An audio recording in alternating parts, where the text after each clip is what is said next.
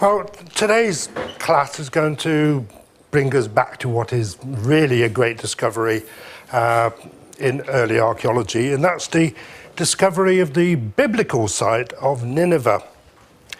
What you have to try and remember throughout this course is that we'll be going from one country to another, one continent to another, slipping back and forth. So the class today, the events I describe, were happening at the same time, more or less, as Thomson and Warsaw were trying to sort out the prehistoric past. The European public had only recently become aware of Egypt in many ways, thanks to Champollion's decipherment of the hieroglyphics. Egypt, of course, features a lot in the Bible. And many European people and scholars, began to wonder, what parts of the Bible are really true? What other evidence can we find for people in the Bible times, the kings, the rulers, the different peoples? And it was realized that the evidence would most likely be found in that area known as Mesopotamia. Mesopotamia is the name we give, or the Greeks gave, to the region between the rivers Euphrates and Tigris. Mesopotamia, meso in the middle of, potamia, two rivers. Hippopotamus, hippo, horse, potamus, water horse. See, you'll learn an ancient Greek as you go along. You didn't realize you'd be doing that, but you are. So Mesopotamia, which according to the Bible, was where the original Garden of Eden was. It's where the prophet Abraham comes from. It was also the location of many cities mentioned in the Bible, the enemies of the Israelites, in particular a place called Nineveh. Well, Nineveh featured in the Bible because it was the capital city of the Assyrians. And the Assyrians were known to have invaded what we now call Israel in about 701 BC and defeated the Israelite people there. Well, in the early 19th century, not very much was known about Mesopotamia. It was technically part of the Ottoman Empire, but in reality, it was controlled by local tribes. So very few travelers actually went to visit that area. It was thought to be terribly unsafe. It was known that this must be where the centers of places like Nineveh, but exactly where Nineveh was, nobody had any idea. Some travelers in the 17th century had actually gone into Mesopotamia in search of these same Bible cities. And the earliest man that we know of to do this was an Italian, Pietro della Valle, who went to Mesopotamia between 1618 and 1626, and he became the first European to study the ancient remains of Mesopotamia and to write a report on this. When he got back to Italy, he published a report on what he'd seen, and he mentioned that throughout Mesopotamia, you could see several of what the Arabs called tells. Well, a tell in Turkish would be huyuk. It's the remains of an ancient city. Ancient cities in the eastern part of Turkey, throughout the Middle East, were built of mud brick. And when mud brick decayed, it collapsed, and gradually houses would be built on top of each other, forming something like this, a city mound, in Turkish a huyuk, in Arabic a tell. Well, Della Valle saw many of these, and at a few of them he also recognized strange structures like this. The remains of towers or buildings that stood much higher than the actual city. Well, he knew his Bible very well, and he recognized these for what they were. These were the remains of ziggurats. The ziggurat was the ancient form of temple in Mesopotamia in the biblical period. So he was able to explain that Mesopotamia had many tells, the remains of ancient cities. He couldn't identify any of them, that some of them had ziggurats, so therefore they must be temple centers. He also brought back with him the first news of a strange form of writing used in Mesopotamia. What he saw were clay tablets, writing tablets, but also rock inscriptions in which the words were formed using triangular shapes like this. Well, a Latin word for a triangle or a wedge shape is cuneus, so this particular script became known as cuneiform. Over the next 200 or so years after Nineveh first reports cuneiform, many scholars tried to work out exactly what it was. It was gradually realized that cuneiform came in 3 different styles. So therefore, there were 3 different languages represented in cuneiform. But nobody made any breakthrough in understanding cuneiform until 1837, when Sir Henry Rawlinson, an English diplomat serving in Persia and India, spent a lot of time working on some of the cuneiform inscriptions in Persia, and he was able to decipher the first of these, actually work out what it was. It was an older form of 19th century modern Persian. So it took quite a lot of work, and I can give you a whole class on what that involved, but I won't give you that one as well to go with the hieroglyphs. Once cuneiform could start to be read, this renewed an interest in Mesopotamia. If you could read some of the cuneiform scripts, then hopefully it would be possible to actually identify some of the city centers mentioned in the Bible, Nineveh and other places. And one of the people who became really interested in this possibility was an English lawyer called Austin Henry Layard. He was a failure in many ways. He was very bad at his exams. But then a family friend offered him a job in Ceylon, Sri Lanka, which was then part of the British Empire. And so he worked very hard on his studies, he passed his law exams, and he realized that this was an opportunity to travel overland through Mesopotamia, making his way via Constantinople down to Basra at the head of the Persian Gulf, from where he could take a ship that would eventually lead him to Ceylon. He started out on his journey in 1839 with a friend of his, a man called Edward Mitford, who was also going to Ceylon. They made their way across Europe to Constantinople. It was then that Layard discovered why Mitford wanted to go overland as well. Mitford was terribly seasick, and he couldn't face the journey all the way from Britain around Africa to India. So Mitford was along really just as a sort of assistant and friend. Having arrived at Constantinople, they made their way after a few days there to Aleppo in Syria. And by this time they'd taken several months on their journey. It was already 1840, so they spent the best part of a year traveling there. And they decided that they had to get to Baghdad and then Basra as fast as possible. And as Layard wrote in his diary, "We decided to travel lightly and careless of comfort," the title of this particular class. They made their way from Aleppo. They realized the easiest way to get to Baghdad would be to go to Mosul, going along the northern edge of the Mesopotamian plain, and then they could sail down the Tigris River, which would make their journey a lot easier. On their way through Mesopotamia, Layard saw several tells. He could see that these were the remains of ancient cities. But when he arrived at Mosul, he saw one of the most remarkable sights, the most remarkable sight he had ever seen in his journeys. When he arrived at Mosul, then a reasonably sized town with a British and a French consul, he could see that on the other side of the river Tigris, there were 3 separate tells, large city mounds, one known locally as Timrud, another known as Khorsabad, and a third as Koyunyik. He decided to go and have a look at these tells and investigate them. He ended up spending 2 weeks staying at Mosul. And he walked around the whole area, and he realized that the tells marked 3 points on what was really a very large city complex. That it would take him, and it took him 3 days to go from Mosul to Nimrud, then from Nimrud up to Khorsabad, and then back to Mosul. And the whole area he walked over was covered with the remains of pottery and other indications of buildings. He knew his Bible, like all good Christian men at this time.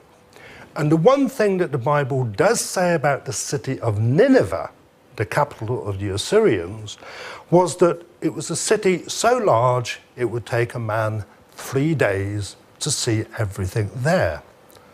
So he realized that this particular area must be the location of Nineveh. He identified the separate mounds as being probably palaces or temple complexes. He wasn't quite exactly certain what they might be. But then when he looked at the sites again more carefully, he noticed that at Nimrud, and only at Nimrud, were the obvious remains of a ziggurat. It stands something like 30 meters high. It's all made of mud brick. Everything's gone into the landscape like this. And at this point, he remembered his classical history. A Greek general named Xenophon, in the year 70, forgotten the year, 5 something a year, he checks his notes. That's the most obvious thing to do, isn't it? 401, I'm going way too early there. In the year 401, had taken a group of Greek soldiers to fight for the Persians. Well, they were defeated. And Xenophon, then with his 10,000 soldiers, had to march back to Greece. They decided to take a shortcut. They went up the Tigris. They eventually went through the mountains of eastern Turkey. They eventually arrived somewhere in the area of Trabzon. Xenophon wrote an account of what he saw, Xenophon and the March of the 10,000. And in this, he says that they went through the ancient city of Nineveh and that they could recognize it from its ziggurat. So Xenophon gave Layard the clue that Nimrud might actually be Nineveh.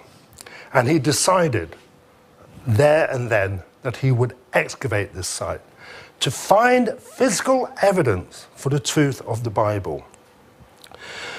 But he had to carry on to Baghdad. He had important messages to take there, so he went down to Baghdad. That's the ziggurat there, just to give you some idea of what it's like today. Not very impressive, but originally a major temple site. He made his way to Baghdad, and when he arrived in Baghdad, he resigned his job in Ceylon. He told Mitford to go on ahead. He, Layard, was going to stay and somehow find the money so he could go back and excavate at Nimrud. A priority, though, was to get some money to live on. He didn't have much money with him. And he found a job with the British Embassy in Baghdad, in which he was sent off to one part of Persia, the Bakhtiari region, with the intention of discovering what there might be there of economic value. Now, at this time, of course, nobody knew the economic value of oil, but everybody knew the economic value of various other things available in Persia. He did a quick course in Arabic, went out dressed like this to the Bakhtiari region. He spent a year there, trying to find out what natural resources there were, learning about the local peoples, and eventually made his way back to Baghdad and gave in his report. His mission in the Bakhtiari region was so successful that the British ambassador in Baghdad decided that he should go to Constantinople to work at the principal British embassy in the Ottoman Empire. And so Layard started to make his way back to Constantinople in 1842, on the way going through Mosul, where he found to his horror that the French consul, a man called Paul-Émile Botta, had started digging at the site. Well, Botta was working at the northwest mound, the Koyunjik mound, the Koyunjik tell. So Layard was hopeful that he wouldn't start working down at the Nimrud site, which Layard believed was Nineveh. So having made a note of what Botta was doing, he then continued on his way to Constantinople, where he met up with the ambassador, Sir Stratford Canning, the person that most museum directors in Turkey hate. Why do they hate him? Well, in the early 19th century, throughout the 19th century, the Ottoman authorities really didn't have any interest in the ancient remains in Turkey or anywhere else. This is how large pieces of the mausoleum at Halicarnassus went to the British Museum. The Nereid monument from Xanthus went to the British Museum. The Ottoman authorities were simply not interested in them.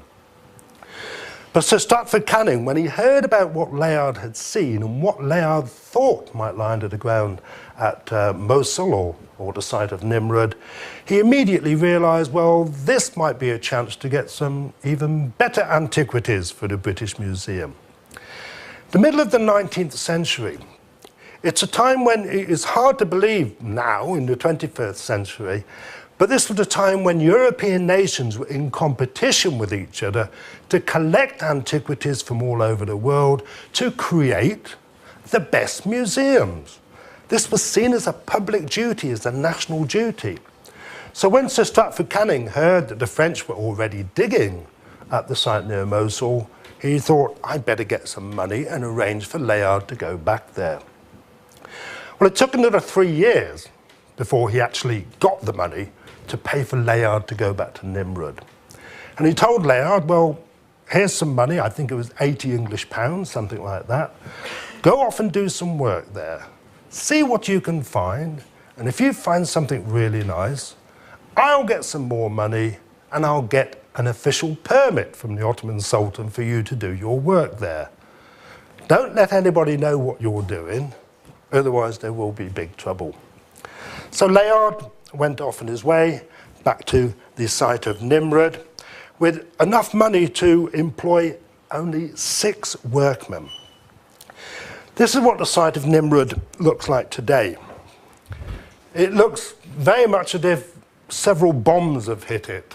But actually, these are the remains of Layard's excavations over here on the southwest corner and the northwest corner over there.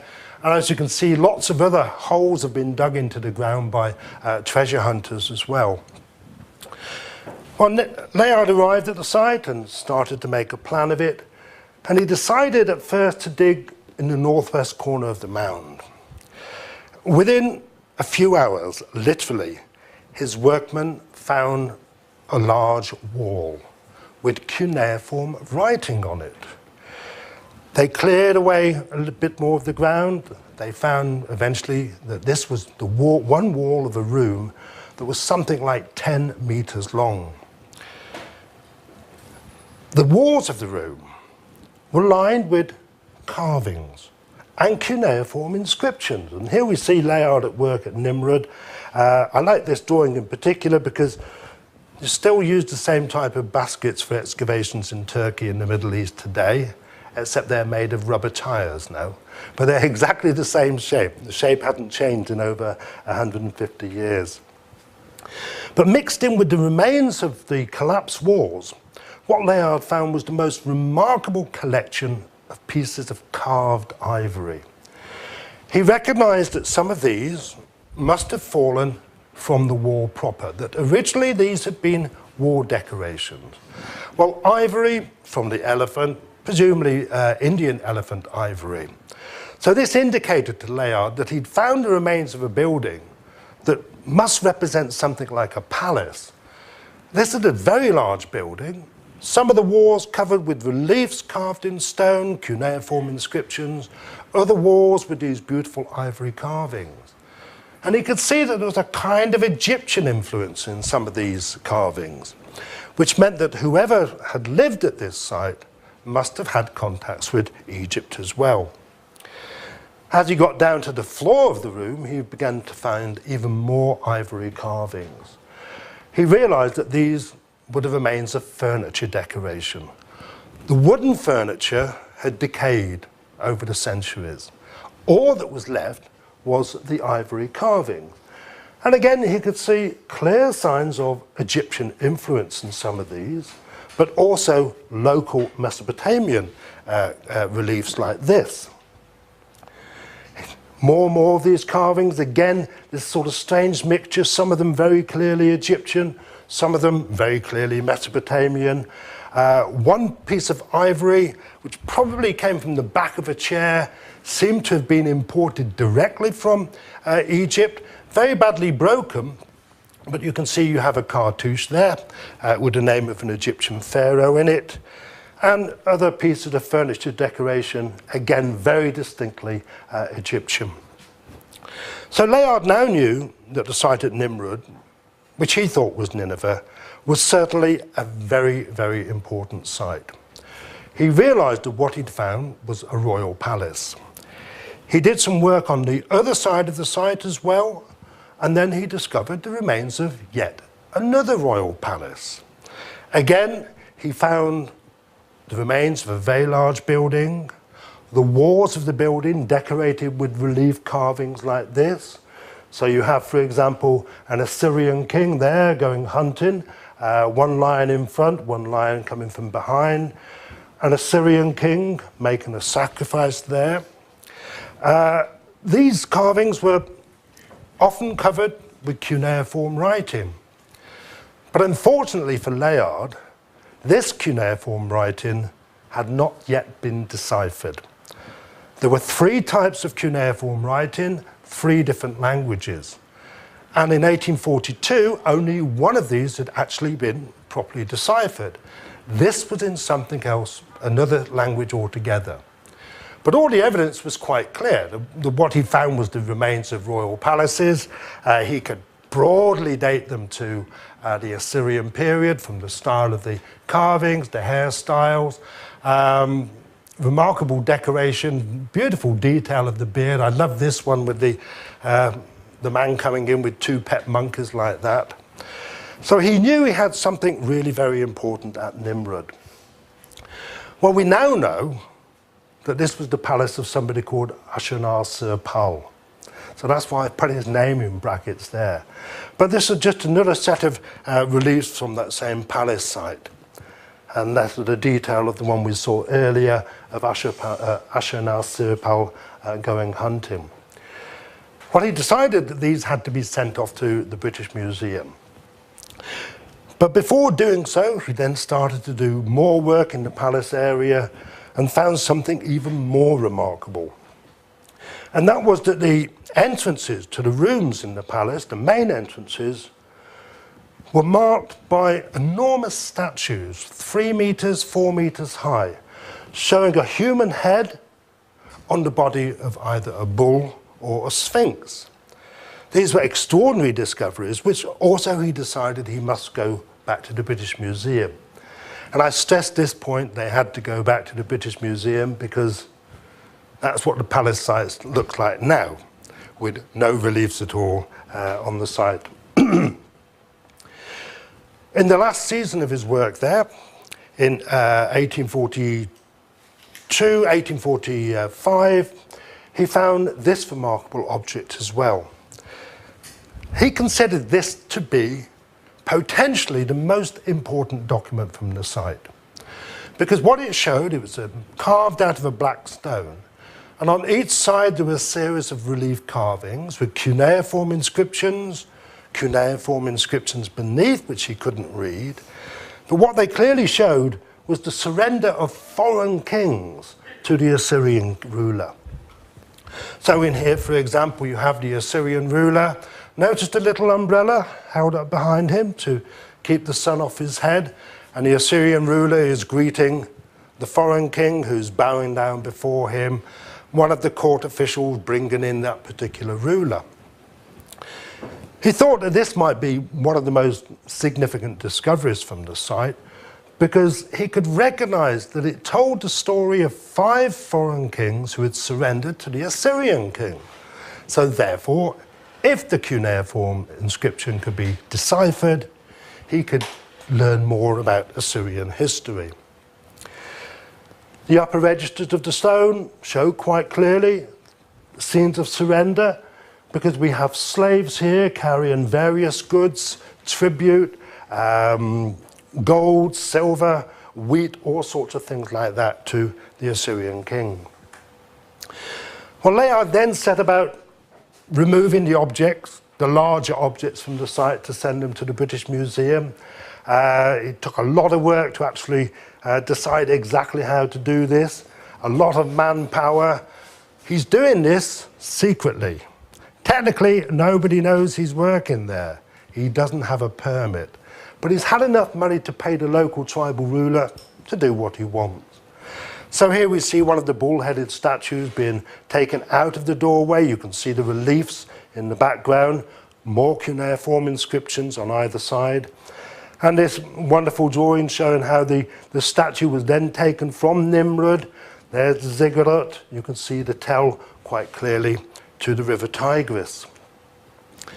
Now in the British Museum, so if you want to see them, turn left at the entrance door, don't go through the shopping centre, ignore the Egyptian gallery, and you'll find them in the next room along. And they're really very remarkable pieces indeed. And you can get some idea of their scale from the figures in the background there. Well, Layard had now had to deal with two problems. He'd been working at the site secretly for 6 months. He was only supposed to go there for 2 months. He didn't have a permit and he'd run out of money. And so in 1846, he goes back to Constantinople, and Sir Stratford Canning says, well, I don't have any money at the moment, but I will get you an official permit. Layard now writes to his family in England. They hadn't heard from him for about 3 years. Can you imagine it? The type of letter that you might write to your parents after disappearing for 3 years. Hi, Mum and Dad, I'm okay. By the way, can you send me lots of money so I can excavate this archaeological site? Strangely enough, they sent the money to him. And so he went back to the site. And so he then decided to go back to the site. But he then fell ill. And so he made his way back to London. And when he arrived in London, he received basically a hero's welcome. News of his discoveries had already reached the English public, thanks to English newspapers. Nobody quite knew what he had found. He believed that he had found the site of Nineveh. He arrived back in England in 1847, and in 1848 he's persuaded to publish an account of his work there. So he publishes this book, The Monuments of Nineveh, by Austin Henry Layard, Esquire. He doesn't have a degree, so he just called Esquire.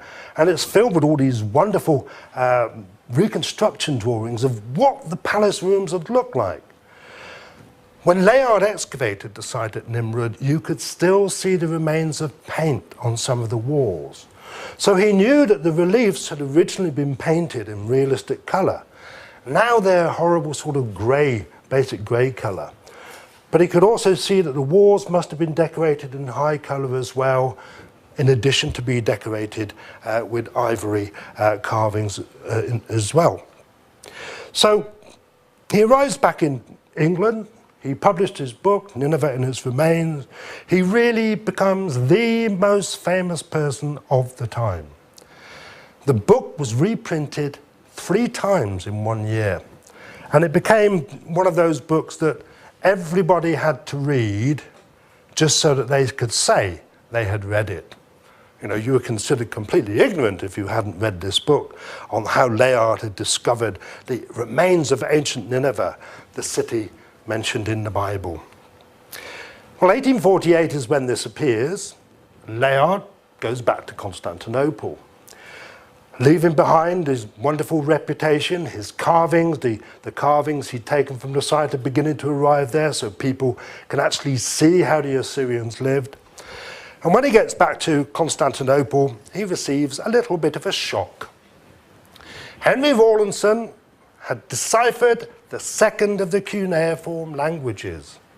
It was the same cuneiform script that was used at Nimrud. He could read the inscription that Layard had copied at Nimrud. Nimrud was not Nineveh. It was another site mentioned in the Bible, a place called Calah, which was not far from Nineveh.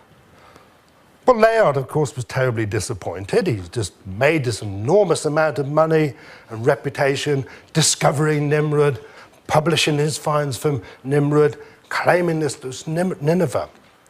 But on the plus side, there always is a plus side to everything. Even on a rainy day like this, the sun will shine eventually. Now that the second of the cuneiform scripts could be read, people could actually read what was written on the walls of the palaces at Nimrud. And in this way, Rawlinson was able to say that the one palace, the big palace, was the palace of Ashurnasirpal, who reigned from 883 to 859 BC. The second palace was the palace of Shalmaneser III. The other great thing was being able to read all the inscriptions in these palaces, because this gave a piece of information, the sort of information that Layard was really hoping to find. It described what the Assyrian rulers did to their enemies. So, for example, Ashurnasirpal, how does he deal with his enemies when he defeats them? Many of the prisoners I took, I burned in a fire. Many I took alive. From some I cut off their hands, from others I cut off their noses, ears and fingers. I put out the eyes of many of the soldiers. I burned their young men, women and children to death.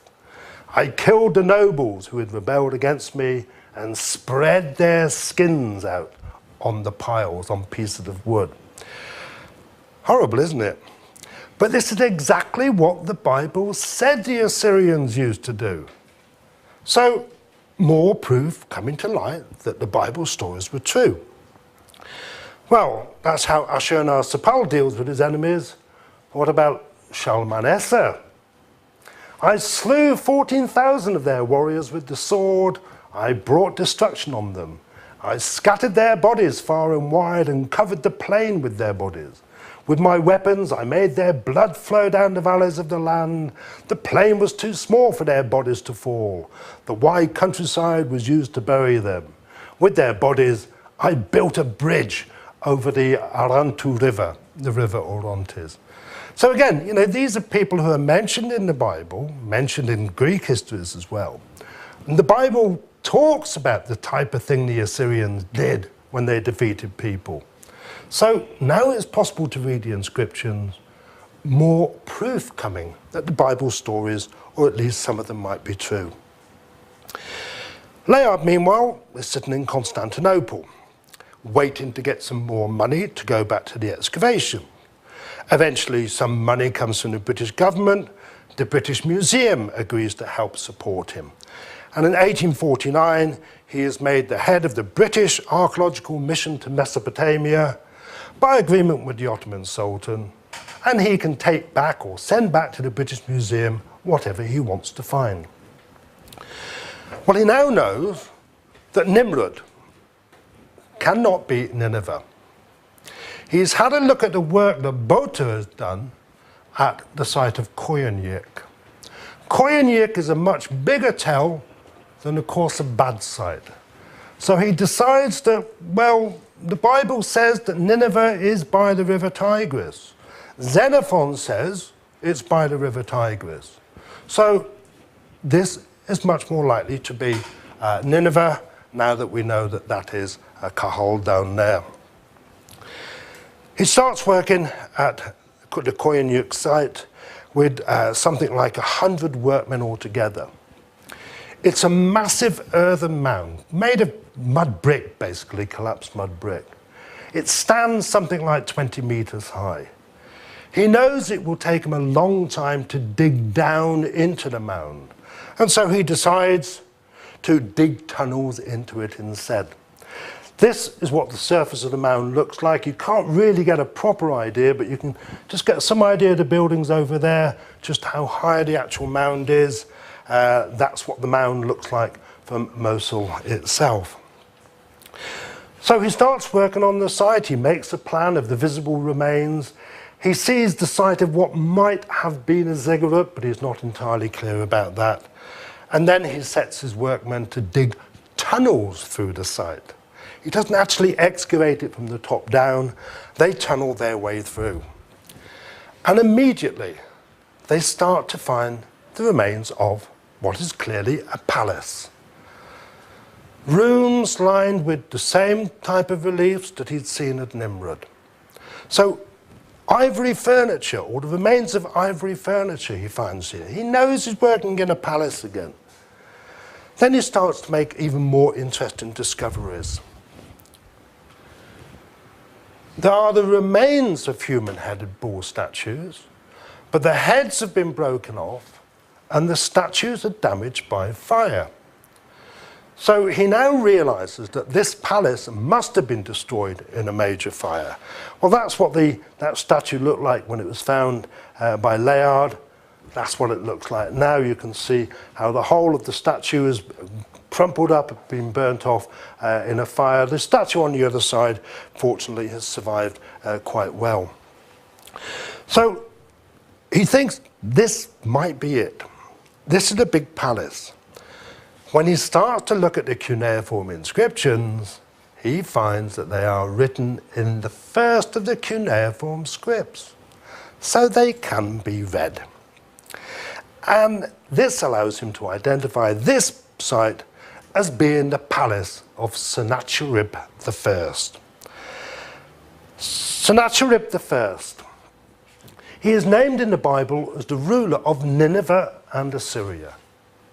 So Layard knows that the Koyunjik site has to be Nineveh. We know from other sources he was ruler between 705 and 681 BC, and the Bible tells us that he invaded Judah and defeated the Israelites in about the year 701 BC. We know from other sources and from the Bible that in that particular campaign he captured and destroyed a major Israelite city, a place called Lachish. When he captured Lachish, he took all the Israelites living there prisoner and he deported them to Mesopotamia. These are the 10 lost tribes of Israel, which are talked about a lot in the Bible.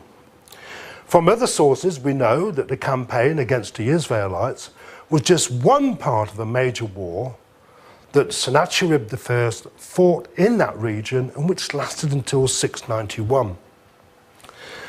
The war had started with a rebellion in Babylon.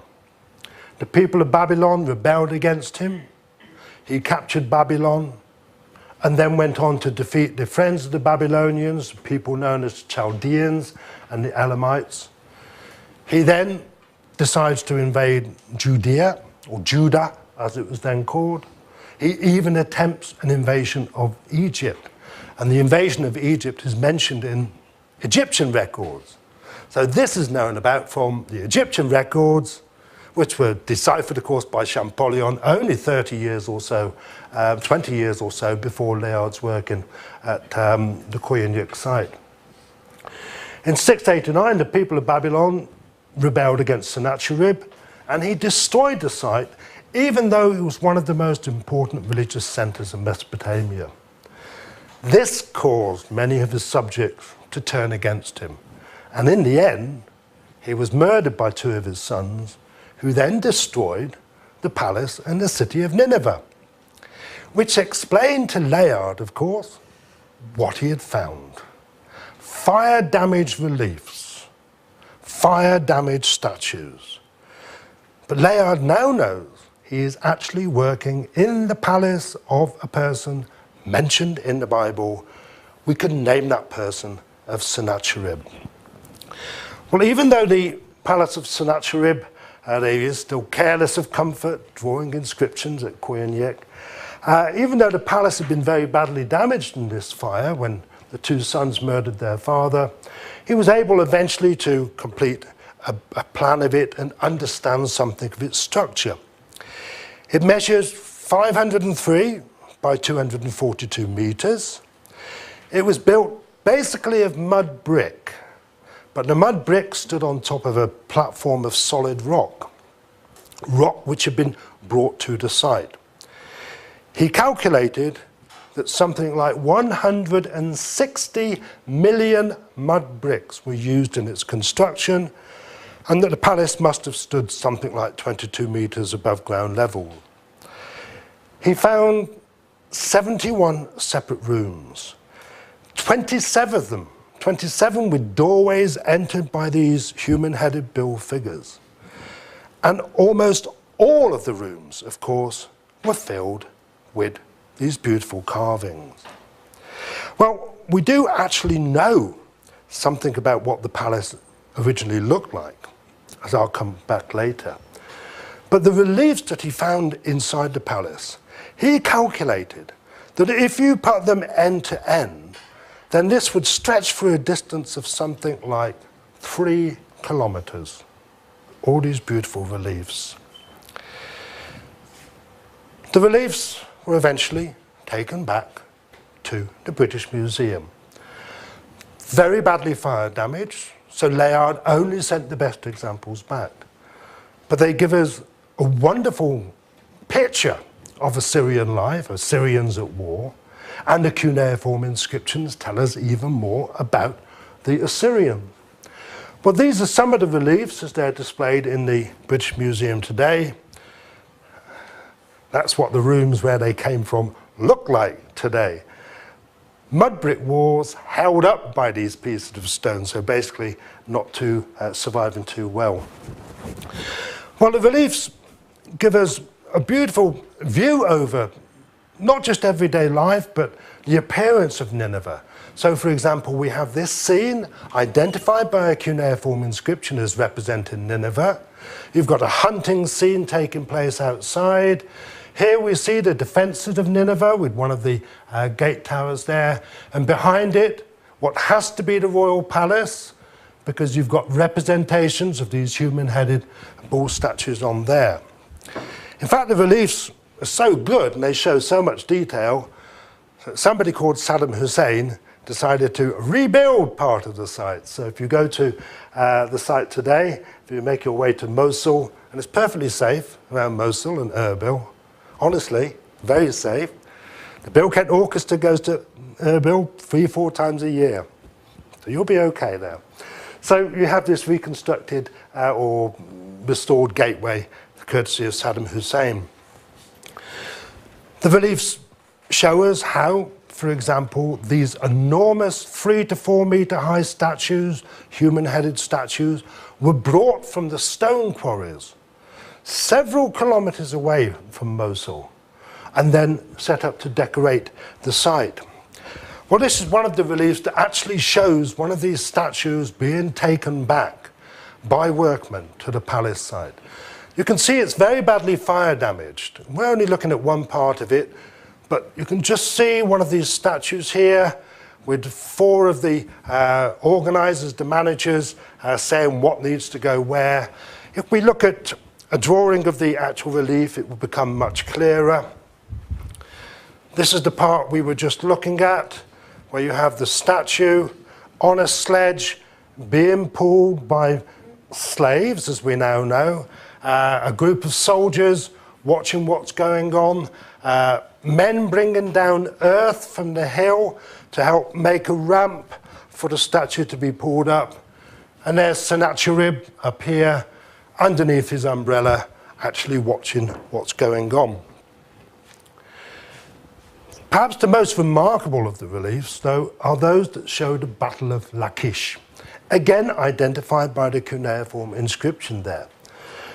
It shows it rather like a strip cartoon in a series of sequences. So here, for example, we see the first attack on the main gateway of the Israelite city of Lachish. We see the Israelite defenders up there, and then the next stage, we see the Assyrian archers climbing up the city mound, climbing up the walls of Lachish. More details of how the battle goes on. So you have these sling men throwing stones, a very efficient weapon. Even today, in parts of the Middle East, young boys and old men can use this to throw a stone very accurately over 100 meters. It's very popular with the Palestinian young boys for hitting Israel soldiers. Very accurate indeed. A very ancient weapon, as you can see from this slide here. Here we see some Assyrian soldiers trying to dig a hole into the defences of Lachish. And then we see not the first appearance of what we can recognise as a tank or a panzer, but it's an armoured vehicle, man-powered, with a battering ram on the front, which the Assyrians are using to knock down the walls of Lachish. And here again at the bottom, you see dead Israelites falling down. They're lying there dead. More archers over here in the background. And here, some captured Israelites who've been strung up on poles. Vlad Dracula, who did this in Romania in the 14th and 15th century, people were doing it a long time before him. This relief is again rather badly fire damaged, but you can make out enough detail to see the royal chariot here of Sennacherib. There is his umbrella. Sennacherib himself sitting up here on a chair. I should have taken a detailed shot of this, which shows various captured prisoners and kings. He's being fanned as the leader of the Israelite city of Lachish comes to give him surrender. All the people of Lachish lining up behind, pleading for forgiveness, promising they will never ever again rebel against the Assyrians.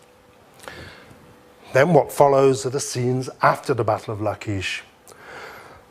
We have several panels of this thing show some of the survivors from the battle being led away into captivity, mainly young women and children.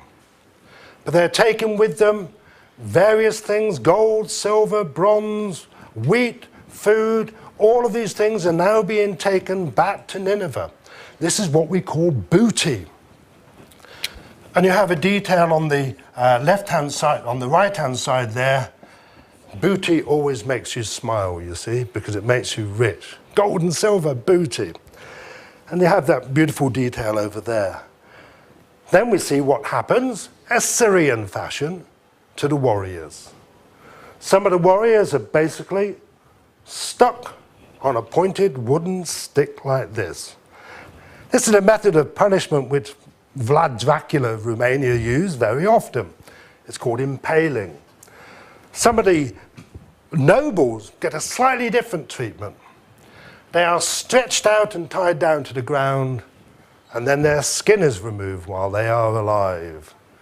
Remember that sentence from the other inscription about piling up the skins of the nobles? This is exactly what happens. All the treasures, of course, from Lachish have to be listed. Why was writing invented? So that you could pay your taxes, so that rulers and governments can make a record of what's coming in.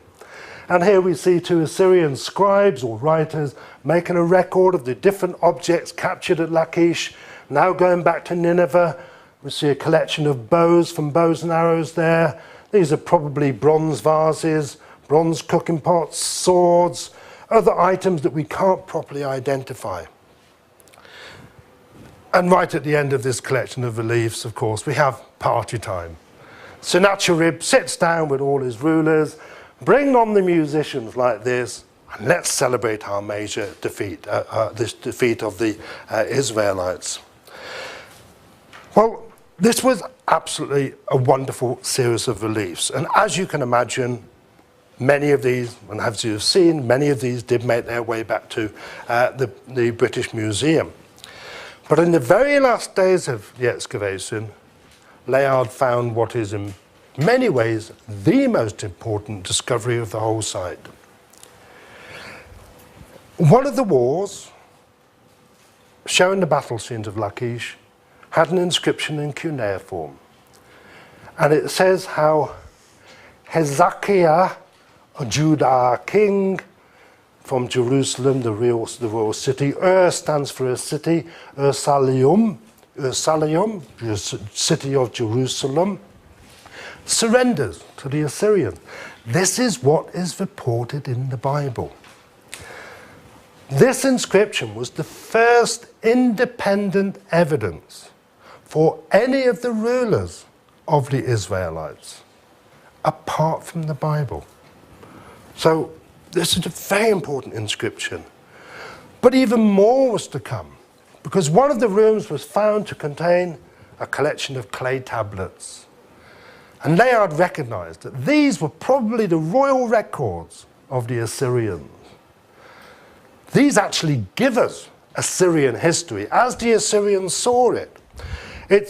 It was a find that equals, thanks to Rawlinson being able to read the cuneiform, it's a find that equaled the discovery of Egypt, thanks to Champollion and the hieroglyphs. So this particular clay tablet, for example, found at Koyunjik, records all the military campaigns of Sennacherib I in tremendous detail. Historical information we just simply do not have from other sources. Well, Layard, now even more famous, if anything, than before. He returns to England in 1851. He was ill with malaria yet again.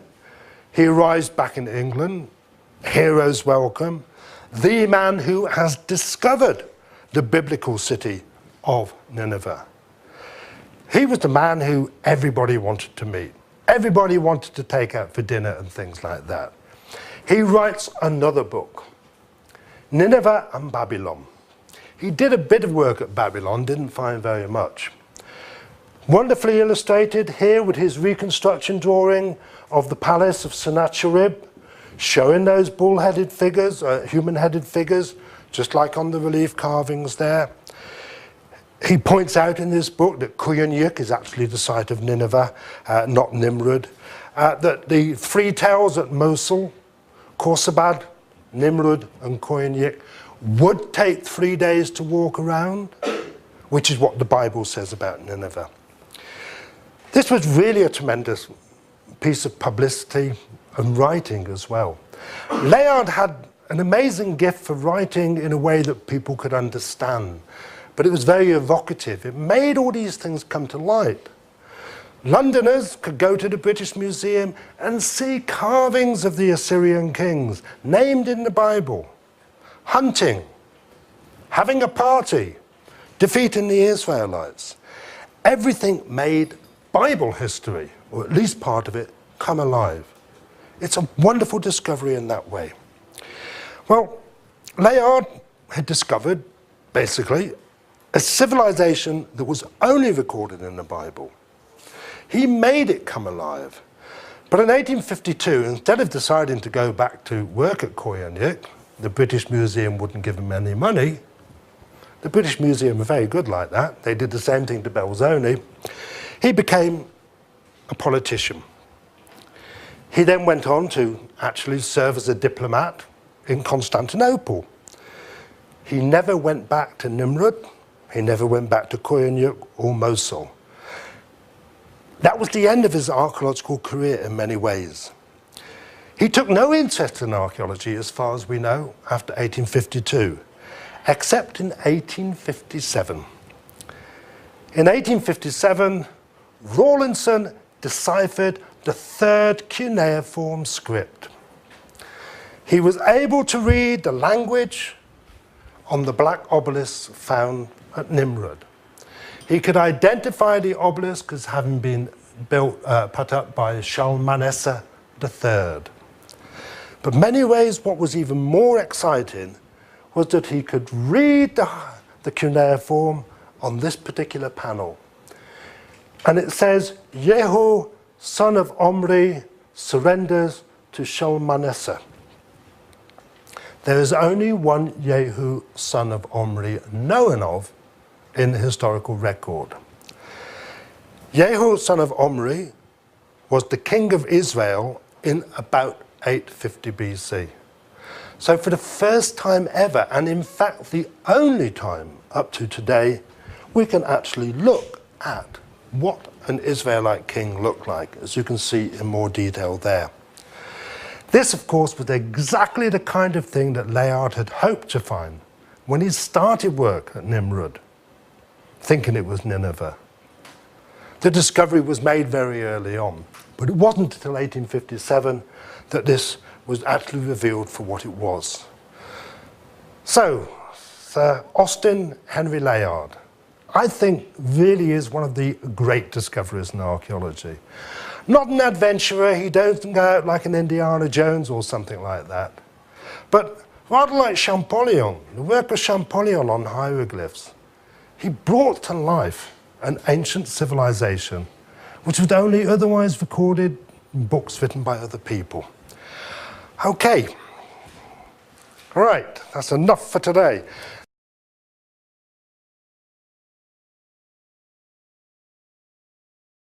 Exactly where Nineveh was, nobody had any idea. Some travellers in the 17th century had actually gone into Mesopotamia in search of these same Bible cities. And the earliest man that we know of to do this was an Italian, Pietro della Valle, who went to Mesopotamia between 1618 and 1626, and he became the first European to study the ancient remains of Mesopotamia and to write a report on this. When he got back to Italy, he published a report on what he'd seen, and he mentioned that throughout Mesopotamia, you could see several of what the Arabs called tells. Well, a tell in Turkish would be huyuk. It's the remains of an ancient city. Ancient cities in the eastern part of Turkey, throughout the Middle East, were built of mud brick. And when mud brick decayed, it collapsed, and gradually houses would be built on top of each other, forming something like this, a city mound, in Turkish a huyuk, in Arabic a tell. Well, Della Valle saw many of these, and at a few of them he also recognized strange structures like this. The remains of towers or buildings that stood much higher than the actual city. Well, he knew his Bible very well, and between the rivers Euphrates and Tigris, Mesopotamia, Meso in the middle of, Potamia, two rivers, hippopotamus, hippo, horse, potamus, water horse. See, you'll learn an ancient Greek as you go along. You didn't realize you'd be doing that, but you are. So Mesopotamia, which according to the Bible, was where the original Garden of Eden was. It's where the prophet Abraham comes from. It was also the location of many cities mentioned in the Bible, the enemies of the Israelites, in particular a place called Nineveh. Well, Nineveh featured in the Bible because it was the capital city of the Assyrians. And the Assyrians were known to have invaded what we now call Israel in about 701 BC and defeated the Israelite people there. Well, in the early 19th century, not very much was known about Mesopotamia. It was technically part of the Ottoman Empire, but in reality, it was controlled by local tribes. So very few travelers actually went to visit that area. It was thought to be terribly unsafe. It was known that this must be where the centers of places like Nineveh, but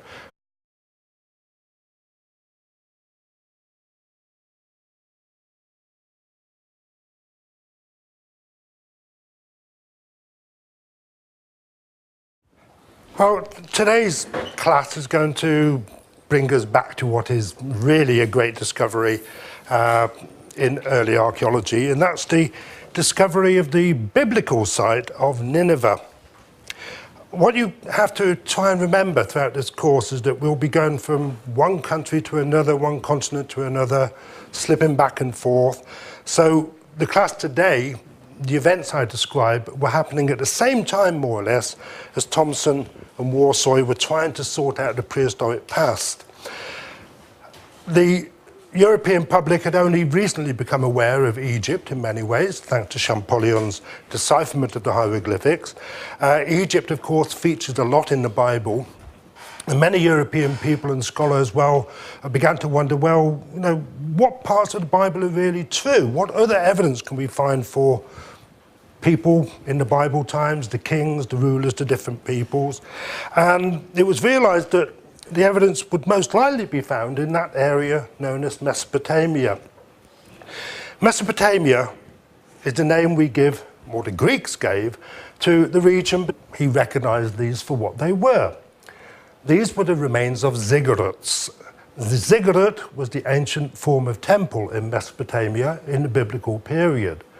So he was able to explain that Mesopotamia had many tells, the remains of ancient cities. He couldn't identify any of them, that some of them had ziggurats, so therefore they must be temple centers. He also brought back with him the first news of a strange form of writing used in Mesopotamia. What he saw were clay tablets, writing tablets, but also rock inscriptions in which the words were formed using triangular shapes like this. Well, a Latin word for a triangle or a wedge shape is cuneus, so this particular script became known as cuneiform. Over the next 200 or so years after Nineveh first reports cuneiform, many scholars tried to work out exactly what it was. It was gradually realized that cuneiform came in 3 different styles. So therefore, there were 3 different languages represented in cuneiform. But nobody made any breakthrough in understanding cuneiform until 1837, when Sir Henry Rawlinson, an English diplomat serving in Persia and India, spent a lot of time working on some of the cuneiform inscriptions in Persia, and he was able to decipher the first of these, actually work out what it was. It was an older form of 19th century modern Persian. So it took quite a lot of work, and I can give you a whole class on what that involved, but I won't give you that one as well to go with the hieroglyphs. Once cuneiform could start to be read, this renewed an interest in Mesopotamia. If you could read some of the cuneiform scripts, then hopefully it would be possible to actually identify some of the city centers mentioned in the Bible, Nineveh and other places. And one of the people who became really interested in this possibility was an English lawyer called Austin Henry Layard. He was a failure in many ways. He was very bad at his exams. But then a family friend offered him a job in Ceylon, Sri Lanka, which was then part of the British Empire. And so he worked very hard on his studies, he passed his law exams, and he realized that this was an opportunity to travel overland through Mesopotamia, making his way via Constantinople